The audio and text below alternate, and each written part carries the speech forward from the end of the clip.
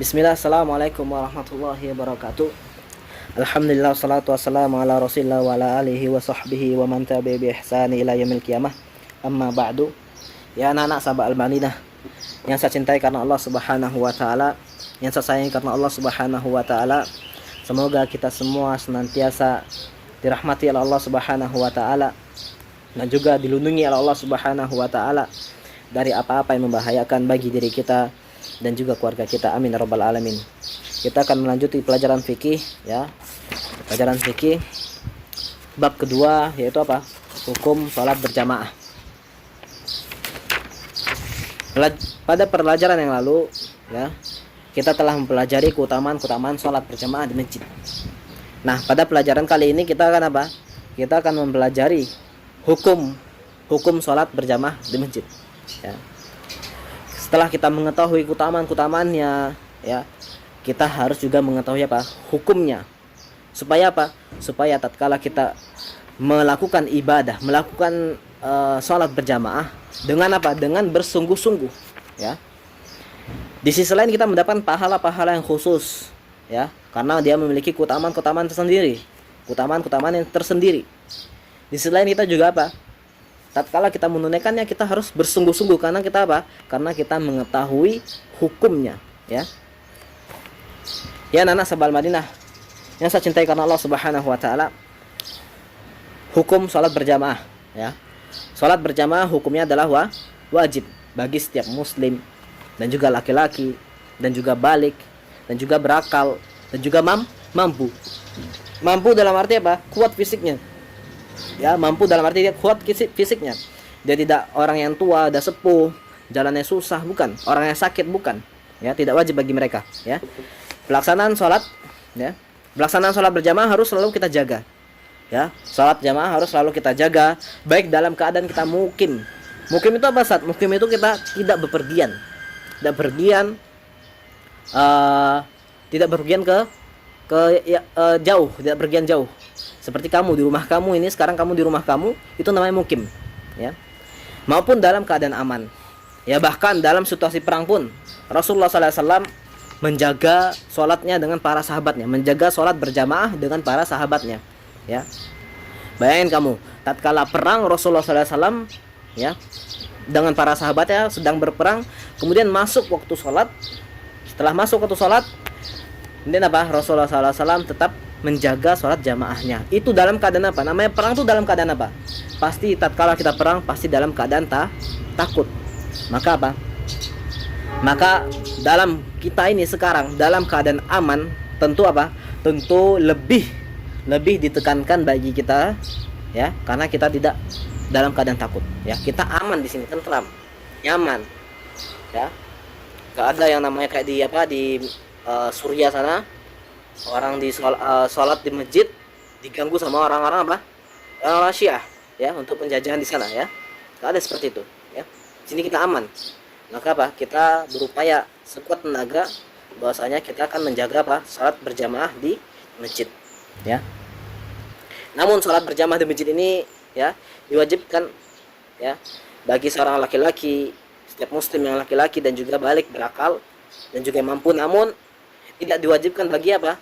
Bagi seorang musafir ya. Musafir itu apa? Orang-orang yang sedang dalam perjalanan jauh. Misalkan Ustadz dari Pekalongan mau ke Jakarta. Nah, ini namanya musafir ya, orang sedang safar, orang yang sedang dalam perjalanan jauh. Maka apa? Tidak diwajibkan bagi dia untuk sholat berjamaah di masjid ya. Yang kedua adalah yang dikecualikan atau yang tidak wajib bagi sholat berjamaah, yaitu apa? Orang yang sakit.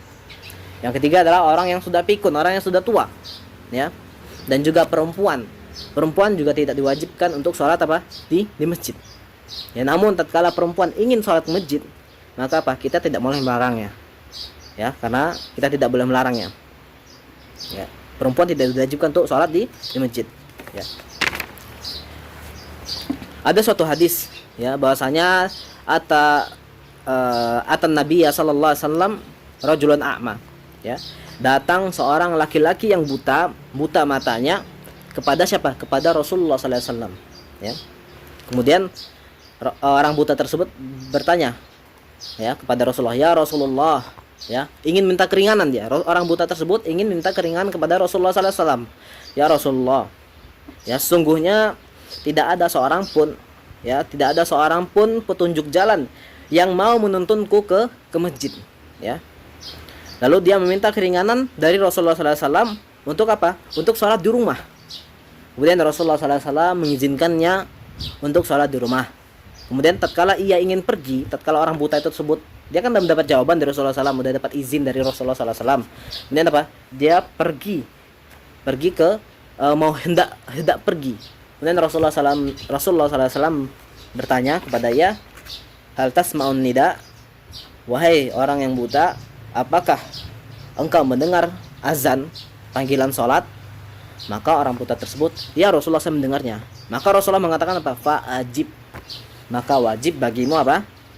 Maka wajib kamu memenuhi panggilan sholat tersebut. Dalam arti maka kamu wajib untuk sholat berjamaah, ya.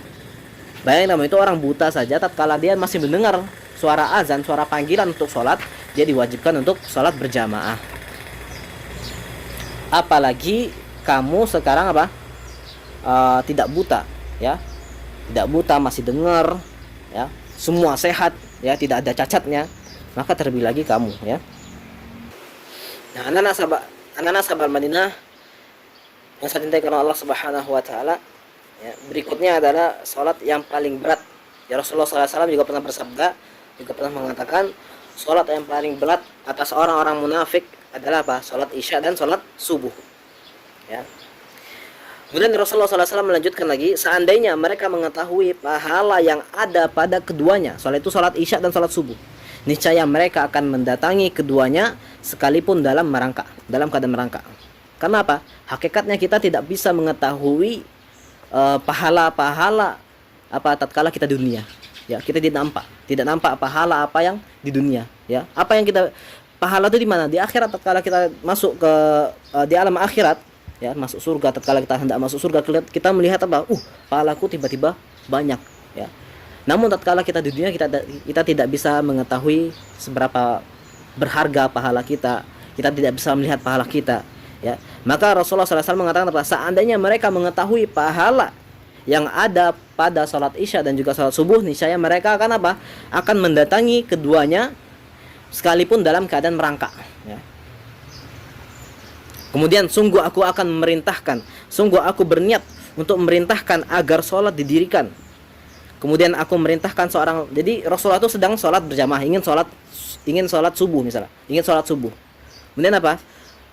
Rasulullah SAW tatkala ingin menjadi imam, ya, nggak jadi menjadi imamnya. Kemudian apa? Merintahkan seseorang untuk menjadi imam. Kemudian Rasulullah SAW memutar atau berkeliling ke rumah-rumah orang yang tidak apa? Mengerjakan sholat sambil membawa apa? Kayu bakar. Ya, dia akan berkeliling ke rumah para sahabat yang apa? Yang tidak mengerjakan sholat subuh sambil membawa kayu bakar, ya. Kemudian Rasulullah SAW akan apa? Akan membakar rumah-rumah mereka dengan api, ya. Hadis ini menunjukkan bahwasanya apa? Wajibnya sholat berjamaah, ya. Karena yang pertama, Nabi SAW mensifati orang-orang yang apa? Orang-orang yang berpaling, ya, dari sholat berjamaah dengan kemunafikan, ya. Sedangkan orang-orang yang menyelisihi apa yang disunahkan tidak dihitung munafik, ya. Ini berarti bahwa mereka berpaling dari suatu yang wajib, ya. Contoh gini misalkan, tatkala ada suatu sunnah Rasulullah SAW, ya, Rasulullah nggak mengatakan orang-orang meninggalkan sunnah itu apa? Itu orang munafik, bukan, ya. Namun Rasulullah SAW mengatakan apa? Orang-orang munafik adalah orang yang meninggalkan sholat, ya. Berikutnya yang kedua adalah apa? Nabi tatkala itu berniat untuk apa? Menghukum mereka atas ketidakhadiran mereka di masjid, ya. Hanya saja Nabi menahan dirinya. Tatkala itu kan Nabi ingin membakar rumah mereka.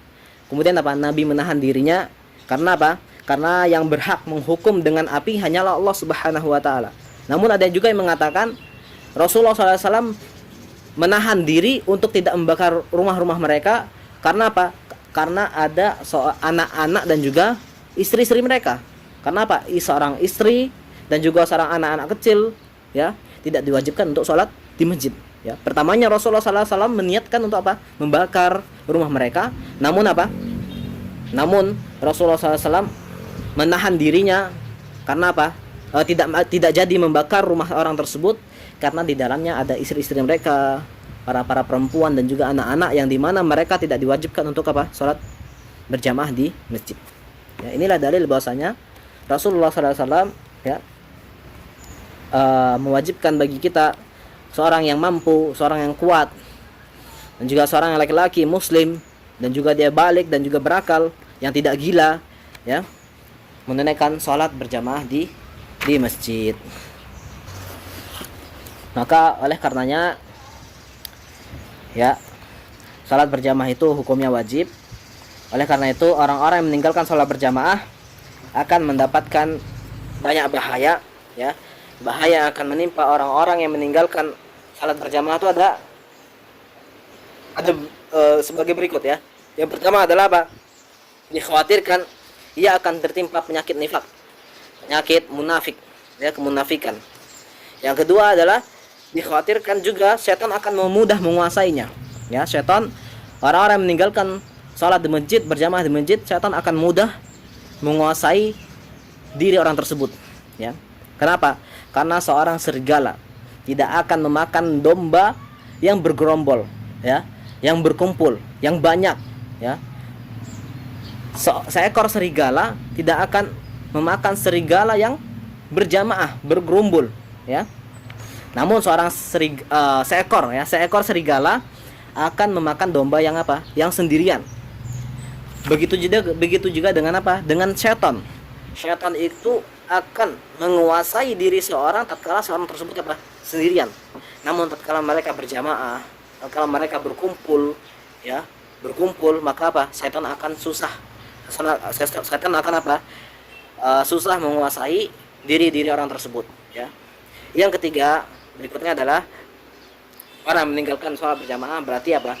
Dia telah bermaksiat, ya. Di buku ini, ya, mengatakan bahwasanya mengatakan salat berjamaah adalah wajib. Berarti yang namanya wajib tatkala kita tinggalkan harus apa? Tatkala kita tinggalkan berarti kita telah bermaksiat kepada Allah Subhanahu wa taala.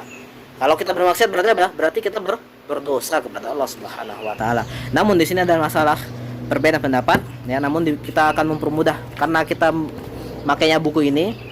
Kalau di buku ini adalah hukumnya adalah apa? Wajib, supaya akan kita mudah memerojah kembali tatkala kita pelajaran, ya, merojah pelajaran, ya. Intinya adalah sholat berjamaah hukumnya wajib bagi setiap muslim, laki-laki berakal dan juga balik dan jaga mampu. Yang kedua, ya,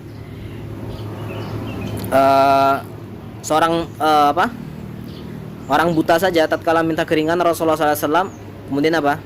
Rasulullah tetap mewajibkan orang tersebut agar sholat berjamaah. Yang ketiga, intinya adalah Rasulullah SAW pernah hampir membakar rumah-rumah orang-orang yang meninggalkan sholat berjamaah. Mungkin hanya saya sampaikan, ya, kurang lebihnya Ustaz mohon maaf, ya. Semoga kita dikumpulkan kembali Allah Subhanahu wa taala di surga kelak. Amin ya rabbal alamin.